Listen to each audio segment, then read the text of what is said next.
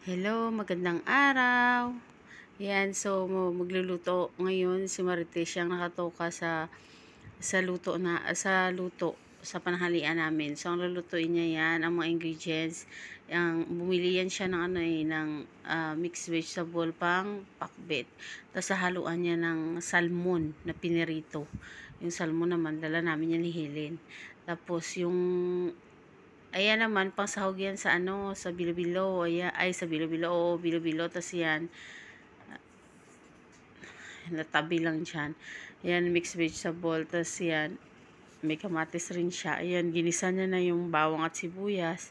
Tapos yan naman, nagpapakulo ako ng aking, ko siya, pang biko. Yan, so hinahalo-halo na ni Marites yung kanyang sibuyas at bawang. Yan, kasi gigisahin niya na yung kanyang gulay. Gulay niya na pang pakbit. Iba kasi yung pakbit sa kanila, pakbit sa kanila. Yan, nilagyan niya ng kamatis. Yung pakbit sa kanila iba. Kasi, nakita ko sa ang pakbit naman sa, ewan ko, Ilonggo ba o Tagalog o ano. Basta ang pakbit kasi, parang nilalagyan ng gata. Pero sa kanila ganyan. Kaya, ako nagluluto rin ako ng ganito, pero hindi ko alam na pakbit pala yan. So, yun. Lagyan niya ng kamatis. Tapos, hinahalo niya na yung mixed vegetable na merong sitaw, merong kalabasa, merong okra, merong ampalaya, ayun, tapos talong. Ayan. Dandahan niya nilalagay sa kawali. Tapos may siling green din siya na nakamix na doon kung saan. Binili niya yung halo-halong gulay na pampakbet. Ayan, so pag nagluto si Marites, hindi niya masyado yan hinahalo. Ganyan lang siya. Tapos, ayun.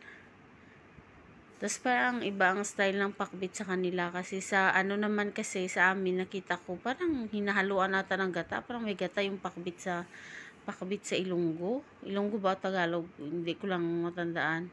Hinahalo niya rin yan ng bahagya. Pagkatapos yan, hahayaan niya na yan dyan na maluto siya na hindi siya hinahalo. Bahagya lang. Tapos, ayun. Pagkatapos yan, hindi niya na yan halukayin.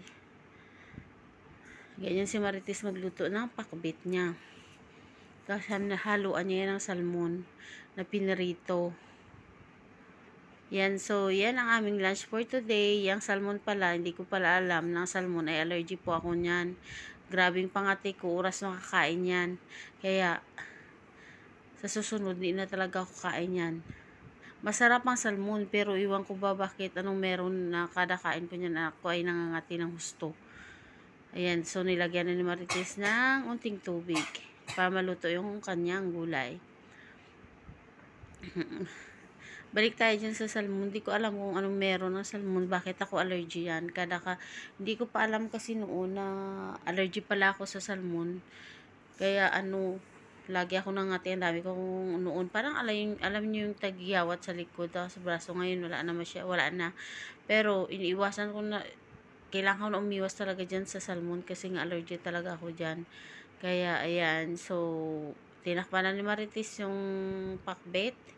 Ayan na, paluto na yung pakbit niya. Kainalo niya ng salmon. Pero that time, kasi ngayon ko lang ito ina-edit ang video na to. Ayan, nagpapakulo naman ako ng rice na yung rice na pambiko yan.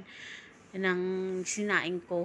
Yun, tinikman ni Marites ang lasa ng kanyang pakbit. Yun, siguro, sakto na yung lasa niya. Masarap naman yan si Marites magluto ng pakbit. Tapos yan, kumukulo-kulo na yung aking sinaing na malagkit. Tapos, iyan naman, ang pansahog sa bilo-bilo. Yan, binalatan ko yan. Ano po yan? Kamuti. Kamuti.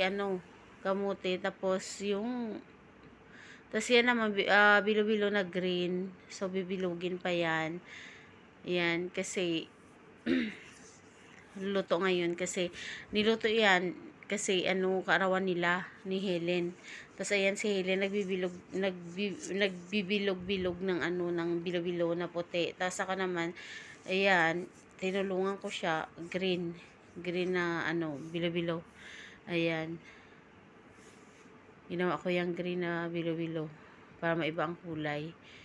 Yan ang isa sahog sa bilo-bilo naman na na lulutuin ni Helen. Ako kasing nakatuka naman sa biko.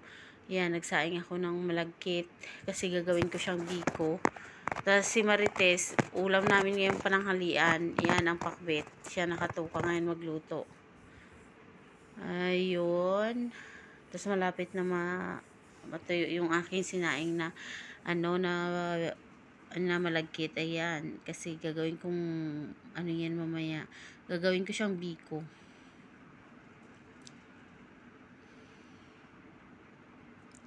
Ano ba yan? Tapos hindi pa kasi yung pagka-video ko, hindi pa siya sintro. Ayun.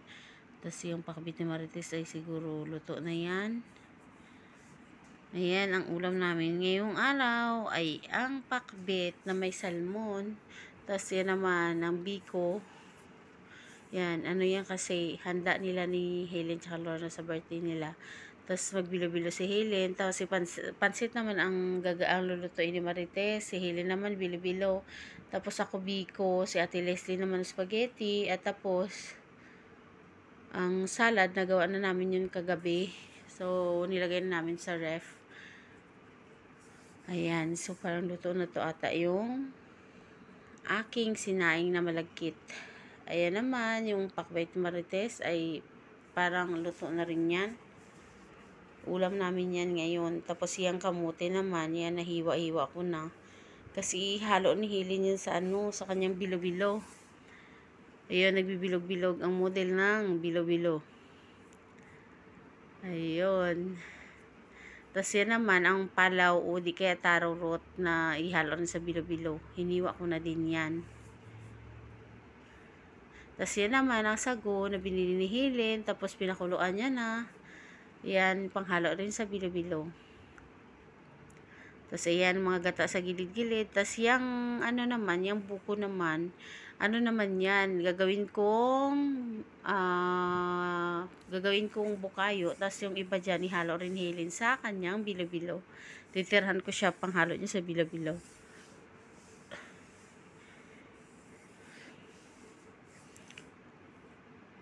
Ayun. Tapos, yan, yung ni Marites, yung kanyang pinakbit. Yung pakbit niya ay enough na atang apoy. Yan, enough ng apoy pala. Kasi luto na. Tapos, yan naman ang bilo-bilong green. Yan. Ang panghalo naman yun sa bilo-bilo rin ni Helen. Ayun. Tapos, may mga gata din dyan. Sakto yan sa kanyang bilo-bilo. Ayan. So, yan mga ingredients yan, pang bilo-bilo. Mas maganda pa nito pag mayroong purple na bilo-bilo, panglagay dyan sa Pero wala, green lang tsaka puti.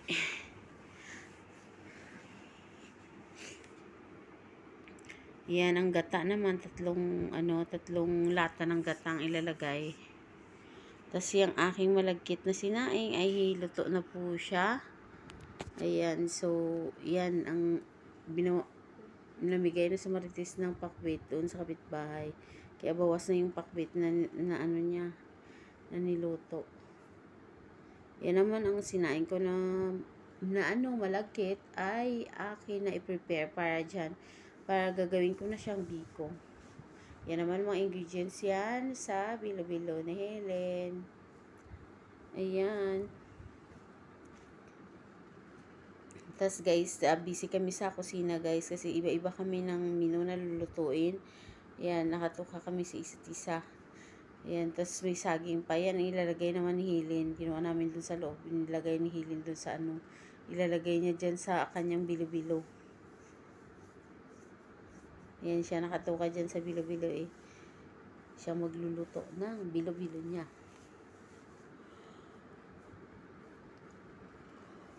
So, yan So, ito naman, ayan, gumagawa na ako ng bukayo. Yan ang bukayo, ang buko. Tapos, ang ginamit ko dyan sa bukayo ay ang maskubado. Kaya siya dark brown masyado dahil nga maskubado yun siya. Yan ang niluto ko dyan sa bukayo. Yan, ihalo ko po yan sa aking biko. And then, yan, hinalo-halo ko na. Tapos sa kabilang side, si Ate Leslie na naman, magpapakulo ng tubig para sa kanyang spaghetti. Sa pasta na lulutuin niya, yan. Tapos yung aking bukayo, yan. So, hinahalo-halo ko yan siya dyan. Tapos, binabantayan ko kasi pagkatapos yan maluto ay magsasalang na ako na gagawin ko na ang aking biko. Yan, this is may video for today. Yan, nagluluto si Martis ng pakbet, ako naman magluluto ng biko, and then si Helen gagawa na, yan na siya, yan na yung bukayo, yan luto na. Ang ginawa kong bukayo, luto ng unti niyan, ihalo ko dun sa biko, and then ang iba ay itatoppings ko dun sa aking biko. Ayan, tapos yan si Ate Leslie naman naghahalo kayo ng kanyang pasta kasi para sa kanyang spaghetti. Siya naman, ayan, siya magluto ng spaghetti. Yan, pinaka-iswapan ni Lorna. Tapos si Marites naman, yung mga ingredients niya sa kanyang pansit. Kasi siya naman ang nakatoka magluto ng pansit. Ayun. Ayan, ang hotdog na gagamitin niya ay product from Philippines. Yan si Ate Leslie, pahalo-halo ng kanyang pasta para sa kanyang spaghetti. Ito naman yung aking malagkit. Yan, may mga tutong pa. Pero tatanggalin ko yung mga tutong dyan. Yung mga tutong na yan, ay yung malagkit na yan na sinain ko, ay gagawin ko siyang biko. So, yan naman ang video ko ngayon. Ay yung, ingredients ng kay Helena Bilo-Bilo. So, yan, hinahalo na ni Ate Leslie yung kanyang spaghetti dahil nga siya ay ang magluluto niyan. So, inuna niya yung mga pasta. Tapos, yan ang mga ingredients na Marites para dun sa pansit niya. Na nalulutuin. Yung ingredients naman yan ay para sa Bilo-Bilo. Ayan si Christine, yan si Helen. Tapos, yan naman ang malagkit na aking, ayun, separate ko yung mga tutong. Yan, kakainin kasi namin yan. And then yan, mag-start na ako luto ng aking biko. So, yan ang mga ingredients na lulutuin pa nila. Tapos, yun din, meron na, ang ibang ingredients dyan, yan naman yung bukayo. Yung ibang ingredients dyan ay para sa aking biko na gagawin. Yan. Yan guys, sa mga bago sa aking channel, please don't forget to subscribe po. Hit the notification bell, choose all po para updated kayo sa next video ko o sa anumang upload ko sa aking channel. Yan, sana hindi po kayo magsawa kakapanood sa aking video. Sana may matutunan po kayo sa aking mga recipes sinishare o ano man dyan. Yan, don't forget to like and subscribe po. Please hit the notification bell, choose all para updated sa next video ko once again. Yan, thank you so much guys. And God bless to all of us. See you to my next vlog. Bye!